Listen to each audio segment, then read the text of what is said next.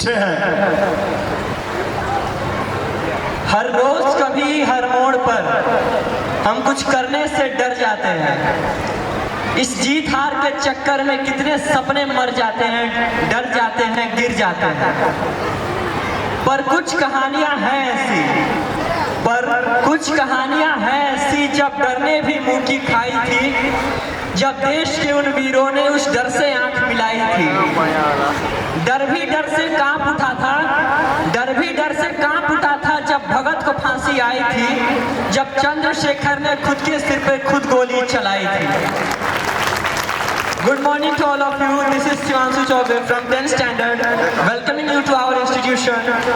Today I am very glad and fortunate that I got an opportunity to deliver my views on this occasion of 78th year of our independence.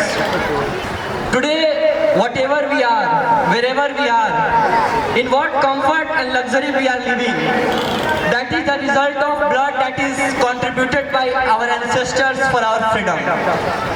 This is the India which was the dream of every revolutionary of our country.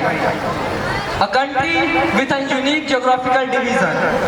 A country with its own remarkable and inspirational historical character and historical events. A country with most beautiful constitution, a country with a wonderful political administration. A country with a developing economic structure. You will be surprised to know that there are 196 countries in the world. But out of that 196 countries, India is the only country in the world where you will find all the major religions to be followed, to be accepted and to be practiced. Hinduism, Islam, Christianity, Sikhism, Buddhism, Jainism, Zoroastrianism, Judaism, Baha'i faith, etc. etc. These all religions you will find in a single country, which is India. But not only this, in the whole world, India is the only country where you will find the temple of a soldier of an Indian army. Baba Harbhajan Singh's temple is situated at Nathula, India-China border. People used to say that his soul gives security on the Indian border. This kind of love and affection towards your motherland, towards your country, can be seen in a country like India only. Science ऐसा कहता है कि कोई भी इंसान 0 degree से ऊपर और 50 डिग्री से ऊपर का तापमान सहन नहीं कर सकता, क्योंकि 0 डिग्री के नीचे अगर इंसान है तो उसकी मांसपेशियां चटक जाएंगी, और अगर 50 डिग्री से ऊपर है तो मांसपेशियां पिघल जाएंगी। और लेकिन हिंदुस्तान एक ऐसा देश है जहाँ के सिपाही कश्मीर में -5 डिग्री के सेल्सियस में और रेगिस्तान में 55 डिग्री के सेल्सियस में भी अपना सीना चौड़ा करके अपनी तिरंगे की शान के लिए खड़े रहते हैं। वो फौजी जो हैं वो उस खुदा के फरिश्ते ही हैं जिन्हें खुदा खुद इस वतन की हिफाजत के लिए चुनता है। फौजी होना किसी आम व्यक्ति के बस की बात नहीं है। Now there is a question from my side to all of you, that what does it mean to be a soldier? Who is a soldier and what is the real meaning of being a soldier? Actually, this answer can't be answered in words.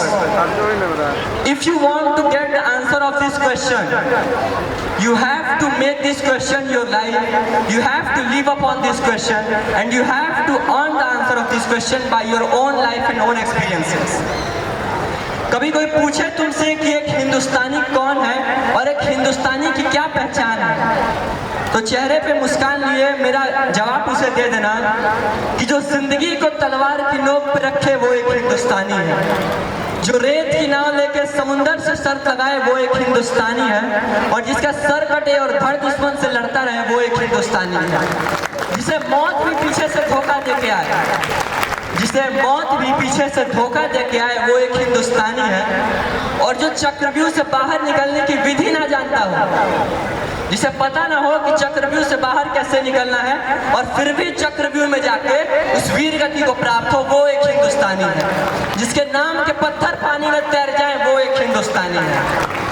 हम जाबाज हैं, उजियाले हैं, आंधियों के खेले हैं, बिजलियों के पाले हैं। हम शांति का सवेरा और इंसानियत के उजाले हैं। दुश्मनों पहचानो हमें, हम ही इंडिया वाले हैं। सुंदर, बहुत सुंदर। आजादी का एक दीवाना, आजादी का एक दीवाना नाम भगत सिंह लिखता था। गांव के बाकी सारे बच्चों जैसा ही तो दिखता था। सब गुड्डे गुड़िया खेलते थे, उसको आजादी प्यारी थी। सब गुड्डे गुड़िया खेलते थे, उसको आजादी प्यारी थी। भगत के दिल में इंकलाब की दबी हुई चिंगारी थी। भगत सिंह, भगत सिंह भारत के उस वीर क्रांतिकारी का नाम है जिसे जब फांसी होने वाली थी और वो एक किताब पढ़ रहे थे, तब जेलर उनके पास आया और जेलर ने कहा कि चलो तुम्हारा समय अब पूरा हो गया है, तुम्हारे फांसी का समय हो गया है।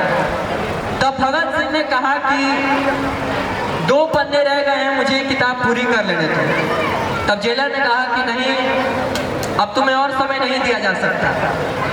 तब भगत सिंह ने एक बहुत ही प्यारा जवाब उसे दिया कि कोई बात नहीं, ये 2 पन्ने कभी और पढ़ लूंगा।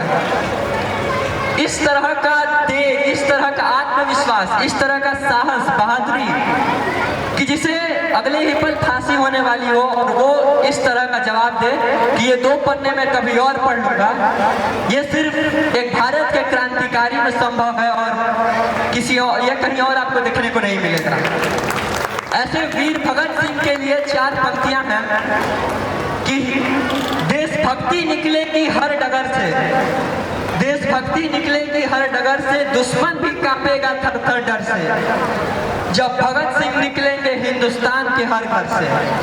ये देश है भगत सिंह जैसे स्वाभिमानी का, हमारे अंदर जुनून है उनकी उस कुर्बानी का। और दुश्मन की गोली में, और दुश्मन की गोली में वो ताकत नहीं जो सीना चीर दे एक हिंदुस्तानी का। भगत सिंह, ऐसे ही कई वीरों का यह देश है। ऐसे ही एक महान देशभक्त क्रांतिकारी हैं अटल बिहारी वाजपेयी, जिन्होंने कहा है कि भारत कोई भूमि का टुकड़ा नहीं है, एक जीता जागता राष्ट्र पुरुष है। ये अर्पण की भूमि है, ये तर्पण की भूमि है, ये समर्पण की भूमि है। हम जिएंगे तो इस देश के लिए और मरेंगे तो इस देश के लिए। इसकी नदी नदी हमारे लिए गंगा है, इसका कंकड़ कंकड़ हमारे लिए शंकर है।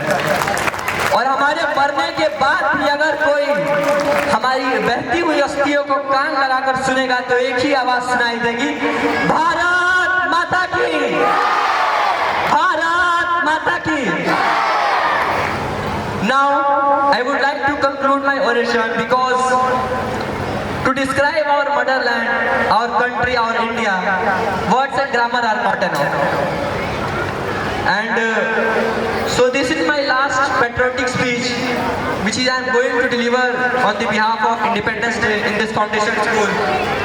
And now it's time for next generation to take it over. Now before leaving the stage, I would like to share a quote of Chandrasekhar Azad with all you people, कि अब भी जिसका खून न खोला, अब भी जिसका खून न खोला, खून नहीं वो पानी है, खून नहीं वो पानी है, और जो देश के काम न आए वो बेकार जवानी है। Thank you.